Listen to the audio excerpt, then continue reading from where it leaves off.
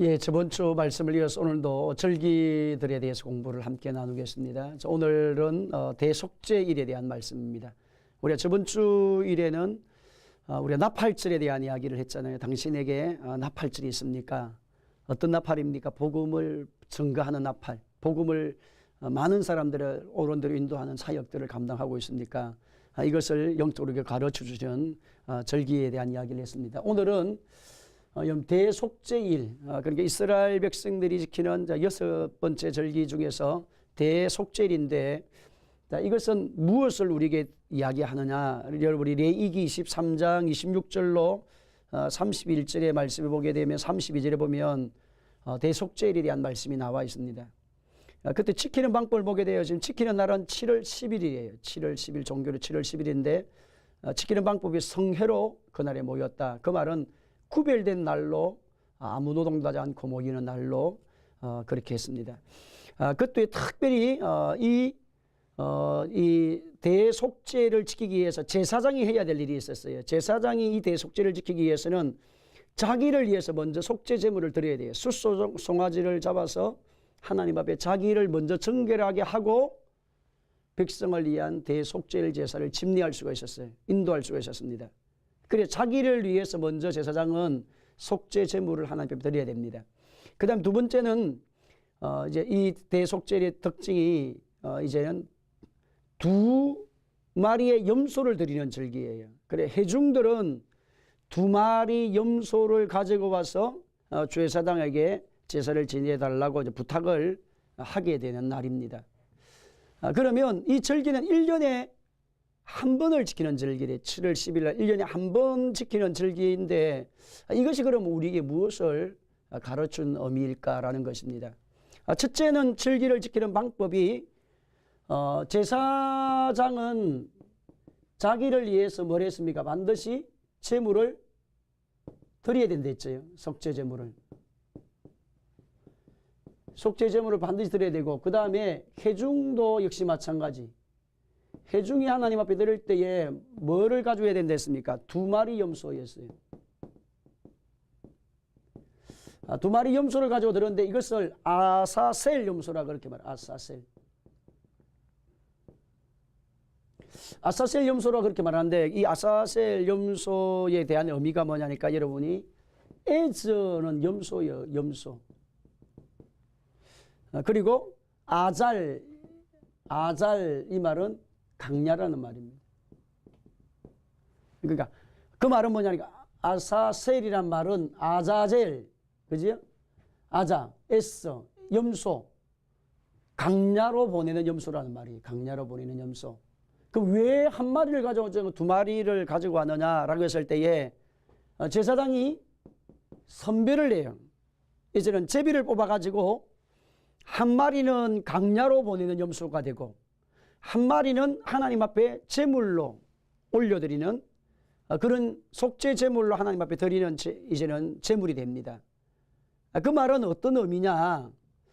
그러니까 이 대속죄일 때에 드리는 이 아사셀 염소는 강야로 보내는 염소는 뭐냐니까 강야로 보낸다고 하는 의미는 죄를 누구에 돌려보내냐? 사탄에게 돌려보낸다는 거죠. 사람이 보이지 않는 강야까지 염소가 가도록 뉘어 쫓아보내요. 강야까지 먼 거리 사람의 눈에 보이지 않도록까지. 그 말은 이제는 사탄에게 죄는 다 돌려보낸다. 그러니까 원래 죄의 주인은 사탄이잖아요. 사탄으로부터 온 것이기 때문에 죄는 사탄에게 돌려보내고 그 다음에 지은 죄 문제 한 마리 염소를 잡아가지고 지은 자신의 죄 문제를 속죄 제물을 통해서 하나님께 드림으로 용서를 받는. 그러니까 죄는 끊고 이 2가지 의미인 거죠. 죄는 이제는 끊어버리고 하나님 앞에 지난날 지은 죄는 뭐하고 용서받고 이런 개념이에요. 2마리 염소를 드린다는 말은 한 마리는 제비를 뽑아가지고 강야로 보낸다는 말은 이제는 더 이상 내가 죄가 나를 지배할 수가 없다.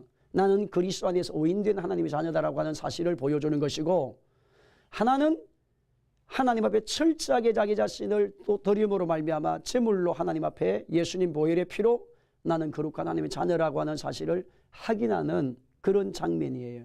그러면 여러분 1년에 한 번을 드린다 했어요. 대속죄일은. 그럼 속죄일의 의미가 뭐냐니까 1년에 한 번 대속죄일 제사를 드림으로 말미암아 백성들이 1년 동안 그 혜택을 누리는 절기입니다.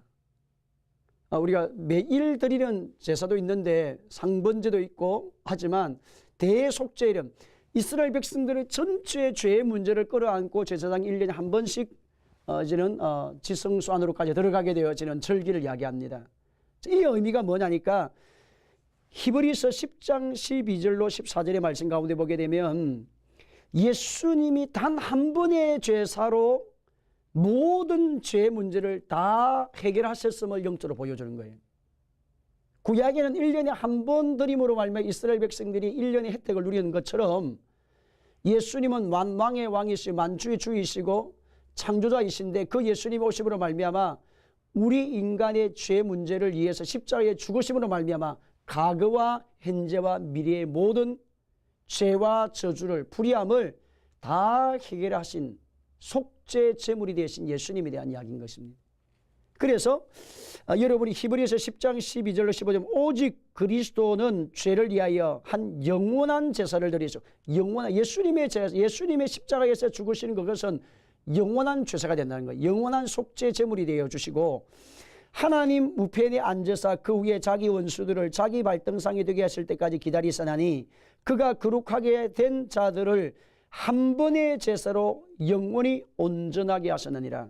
한 번의 제사로 영원히 온전하게 제사가 십자가의 사건이라는 겁니다.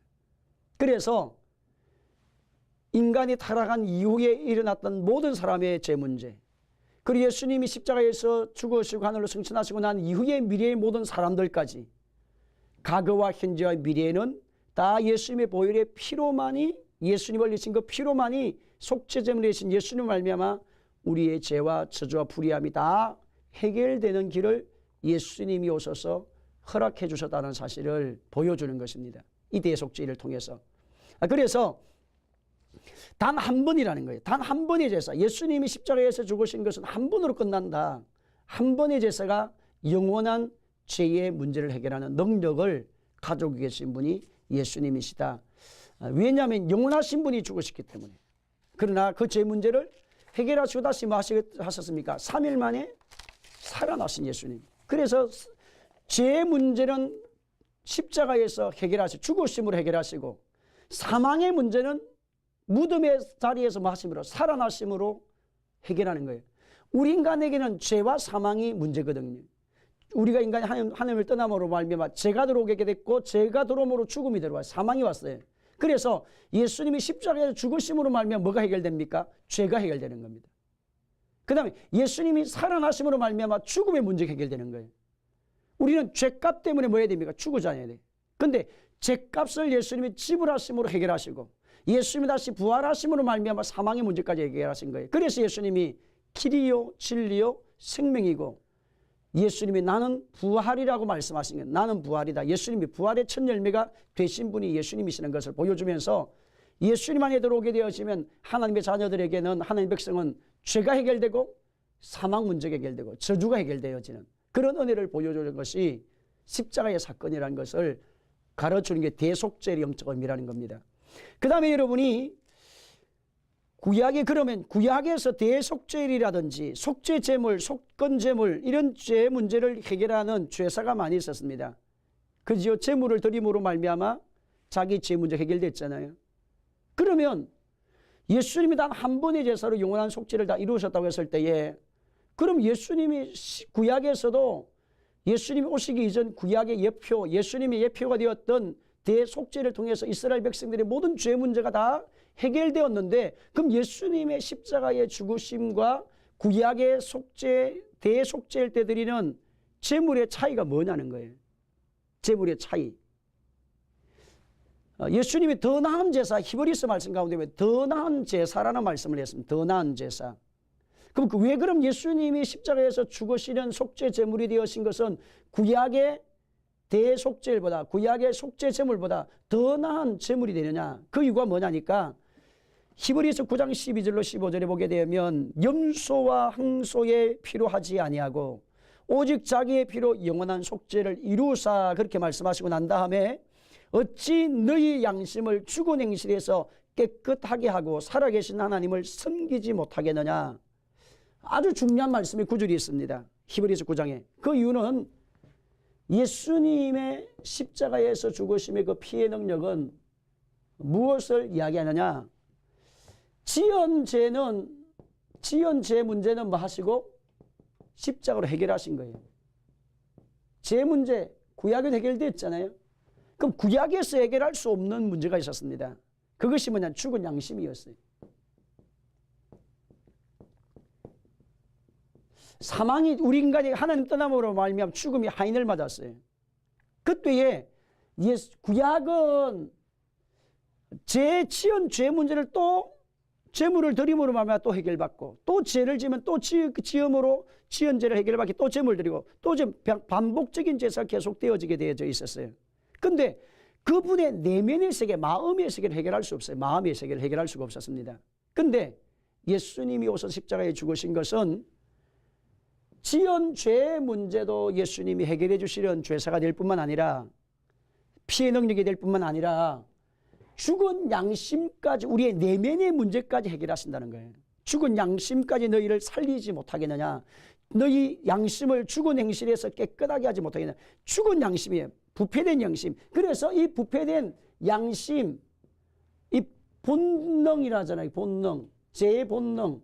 이 문제를 해결하시기 위해서 예수님이 십자가에서 죽으시고 하늘로 승천하시면서 우리 가운데 뭐를 보내주셨냐. 성령을 보내주신 거예요. 성령. 그래 예수님이 세례 요한이 예수님에서 이야기할 때에 나는 너에게 물로 세례를 베풀지만 내 뒤에 오시는 분은 나보다 능력이 많아서 그는 성령과 불로 너에게 뭐를 주실 것이요? 세례를 주실 것이라 말씀하셨습니다. 그럼 성령과 불로 우리에게 세례를 주신다는 말은 성령을 통해서 뭐를 해결한다? 죽은 양심을 해결하신 예수님이라는 거예요. 그 예수님이 오신 목적이 지은 죄만 용서해 주는 목적이 아니에요. 두 번째는 뭐냐? 지은 죄도 용서해 주시지만 두 번째는 죄를 짓지 않을 능력까지 주러 오셨다는 거예요. 구약은 그것이 안 됐습니다. 구약의 제물은 구약의 죄사는 그 문제를 해결을 못했어요. 지은 죄 자체만 해결한 거예요. 근데 신약에 예수님이 오셔서 친히 십자가에서 죽으신 것은 왜 하나님의 아들이 이 땅에 오셔서 십자가에 죽으시고 우리를 죄의 자리에서 건지시는 그 역사는 죄만 해결할 것뿐만 아니라 저주 문제를 해결할 뿐만 아니라 우리가 거룩한 하나님의 자녀로 살아갈 수 있도록 죽은 양심까지 살려놓아서 그때부터 뭐하고 죄와 싸울 수 있도록 능력까지 주러 오신 분이 누구시다? 예수님이시다. 그래서 예수님은 뭐로 오셨습니까? 그리스도로 오신 거예요. 그리스도로 왔다는 말은 뭐 부어주러 오신 분이냐? 기름 부어주러 오신 분이다. 그 말은 성령을 부어주러 오신 분이시다. 그 성령이 오시면 죄에 대하여 의에 대하여 심판에 대해 우리를 깨닫게 하고 분별하게 하고 알게 하는 일을 일어나게 되는 것을 보여주셨습니다. 자, 그래서 여러분이 예수 안에서 이기는 자의 삶을 살도록 하기 위해서 죽은 양심까지 살려놓는 그리스도의 보혈의 능력을 의미하는 것이 대속죄. 구약에서 죄사당 해중 그리고 예수님의 피 이것이 연관되어지면서 아사셀 염소를 통해서 보여주는 것이 죄의 문제는 사탄에게 돌려보내고 그리고 지은 죄는 예수님 하나님 앞에 해결받을 제물로 드림으로 말미암아 제 1년 동안 이스라엘 백성들이 죄의 허록으로 이제는 용서받는 능력이 있는 것처럼 예수님은 한 번 죄사로 예수님 한 번 십자가에 죽으심으로 과거와 현재와 미래의 모든 죄를 해결할 뿐만 아니라 뭐까지 더 나은 죄사이기 때문에 죽은 양심까지 살렸어서 저와 여러분 이 땅을 살아가는 동안에 어떤 상황과 환경을 만나도 이기는 자로 살아갈 수 있도록 승리하는 자로 삶을 살 수 있도록 하시기 위해서 예수님이 땅에 오셔서 십자가에 죽으신 사건을 보여주는 것이 대속죄의 의미다. 자, 그 다음 오늘 여러분이 절기 이제 마지막 부분이기 때문에 하나가 남아 있습니다. 어떤 부분이 남아 있느냐니까 이제 장막절이 있어요. 장막절. 장막절 함께 나누도록 하겠습니다. 장막절. 장막절은 이스라엘 백성들이 7일 동안 어디에 나가서 지키느냐니까 강야에 나가서 자녀들과 함께 지키게 되어집니다.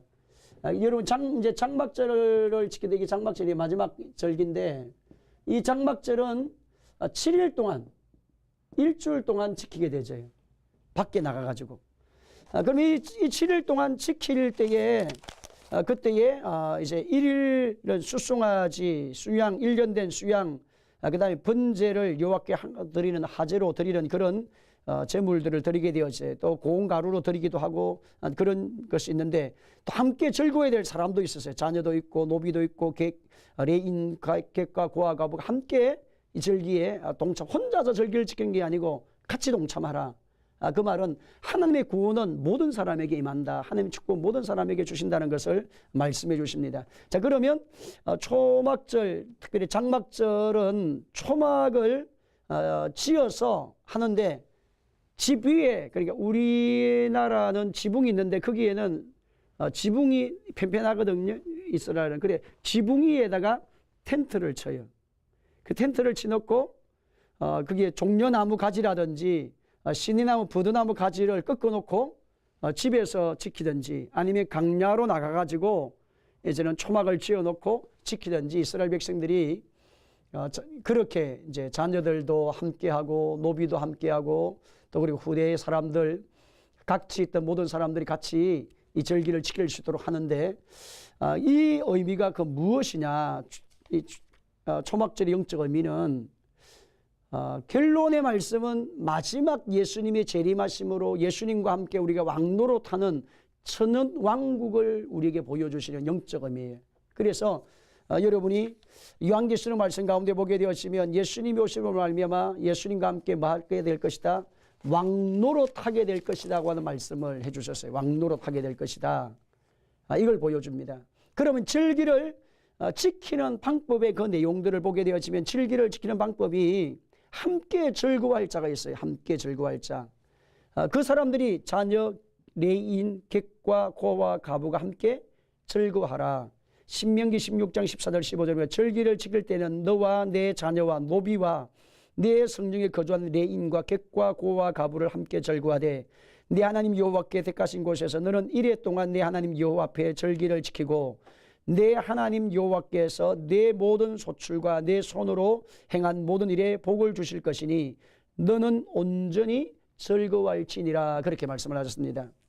그러니까 강야에 가서 종려나무 가지나 초막을 지어가지고 이제 짓는데 7일 동안 지키는데 이때 무엇을 하는가라는 거예요. 절기를 지키는 동안 그러면 초막을 지어놓고 강야에 나가가지고 뭐 할 거냐? 양육이에요. 초막을 짓고 난 다음에 자녀들에게 뭐를 양육하는 일은 그 양육은 어떤 양육이냐? 이스라엘 백성들이 지금까지 하나님이 우리 민족을 애굽 땅에서 고난받고 고통받고 있을 때에 하나님이 우리를 특별한 사랑을 부어주셔서 모세를 통해서 우리를 애굽 땅에서 건져내었다. 그리고 하나님이 약속의 가나안 땅에 우리 백성을 이르게 했다.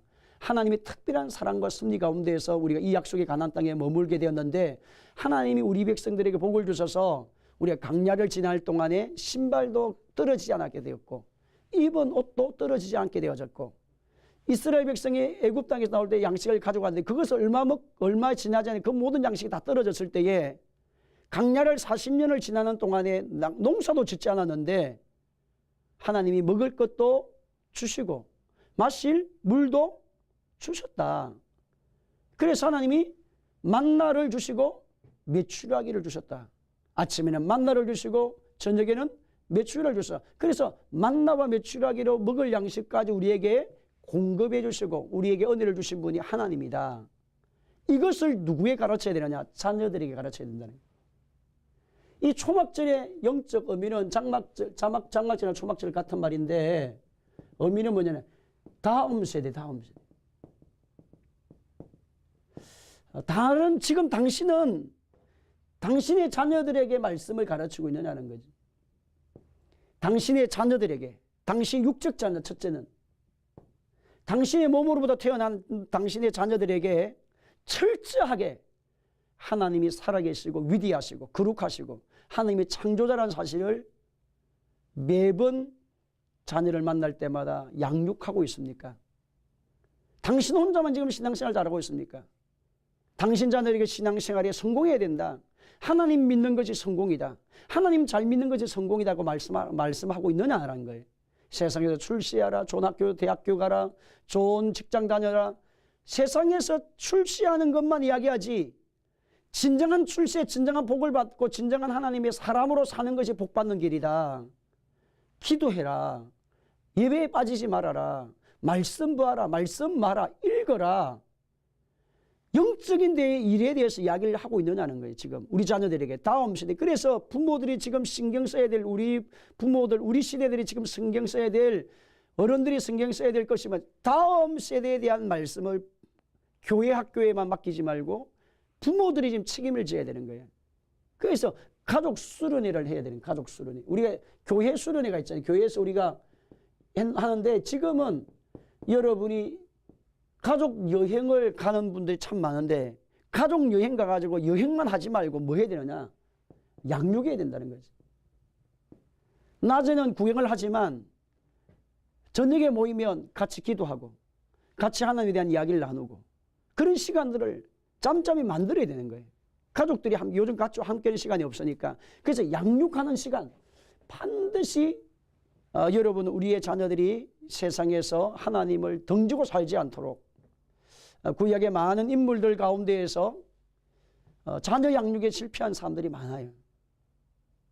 그렇잖아요. 아론도 자녀 양육에 실패했죠. 그러니까 아론도 그렇고 다윗도 솔로몬도 다 영적으로 보게 되어지면 많은 영적 문제를 안게 되어져요. 그래서 내 혼자만 신앙생활 잘하는 것이 중요한 게 아닌 거예요. 정말 중요하다고 하면 나도 잘하지만 우리 자녀들에게 다음 세대의 말씀으로 그들이 하나님을 잘 할 수 있도록 말씀을 가르치는 일을 반드시 하셔야 돼요. 두 번째 의미는 영적 자녀가 있느냐는 걸 확인해야 돼요. 내가 전도해서 내가 가르치는 자녀가 있는지 보라는 거예요. 여러분이 다음 세대에, 이 세대가 하나님이 모든 족속을 제자를 삼아 아버지 아들 성령의 이름으로 세를 베풀고 내가 너에게 분부한 모든 것을 가르쳐 지켜서 땅을 정복하고 땅을 통치하고 땅을 변화시킬 그런 사역들을 또 주시고 말씀하셨는데, 나는 지금 교회만 다니고 있는 사람인지, 나는 나 혼자만 신앙생활을 하고 있는 사람인지, 나로 말미암아 또 다른 사람을 양육해서 그 사람이 하나님의 자녀가 되어서 또 제자가 생산이 되는 삶을, 영적 자녀가 있는지를 보셔야 된다는 거지. 그래서 이 자녀를 통해서 내가 육적인 자녀들에게도 하나님 말씀을 가르치고 또 내가 전도해서 양육해서 영적으로 자녀를 낳은 사람이 있어서, 그래서 하나님은 아브라함의 하나님, 그 다음에 뭡니까? 이삭의 하나님, 그 다음에 야곱의 하나님 나오지. 그 다음에 요셉. 우리가 저번에 우리가 창세기 말씀 공부할 때에 아브라함과 대조되는 사람이 누굽니까? 아브라함과 롯. 이삭과 대조되는 사람은 누굽니까? 이스마엘. 야곱과 대조되는 사람은 누굽니까? 에서. 하나님 언약을 부여잡고 사는 아브라함, 말씀을 부여잡고 사는 사람 이삭, 야곱. 그런데 육적인 땅의 것만 사로잡고 사는 사람, 땅의 번성을 추구하는 사람, 들판을 추구하는 사람 누굽니까? 롯. 그래서 나중에 함께 멸망을 받는 롯이 뭡니까? 소금 기둥이 되어버리는, 유황불에 타버리는 사건이 일어나고, 이스마엘, 언약으로 태어난 사람이 아니라 육적인 능력을 믿고 아브라함이 태어나게 만들었던 육적 자녀. 이삭은 누굽니까? 하나님 약속의 자녀, 약속을 통해서 태어난 자녀. 야곱은 하나님의 장자권을 사모하며 사는 사람. 그리고 에서는 장자권을 많은 사람, 무시하고 사람. 그 말은 하나님 복을 무시하고 사는 사람이라는 거예요. 그런데 요셉은 어떤 사람이었습니까? 요셉은 생명의 부양자가 되어서 또 다음 세대에게 또 축복을 전달하는, 하나님 말씀을 가르치는, 하나님 누구인지를 가르치는, 풍성한 주의 복을 나누는 그런 삶을 살았던 거예요. 자, 그래서 오늘 저와 여러분의 삶의 생활에도 반드시 장막절이 절기가 있어야 돼요. 나만 신앙생활 잘하는 것도 참 중요한데, 더 중요한 것이 있다면 나뿐만 아니라 또 다음 세대를 향해서 저와 여러분이 말씀들을 가르치는 일을 해야 하고, 우리가 교회 학교, 아동부, 중고등부, 다음 세대를 위해서 관심 갖고 헌신해주고 희생해주고 여러분이 물질이 있으면 물질도 도와드리고 그래서 앞으로 하나님 나라가 계속 아브라함의 하나님이 이삭의 하나님이 야곱의 하나님 끊임없는 하나님 역사가 계속 이어가서 울산 땅을 살리고 이민족을 살리는 그런 놀라운 일꾼이 여러분의 손길을 통해 일어나기를 주님의 이름으로 축복합니다.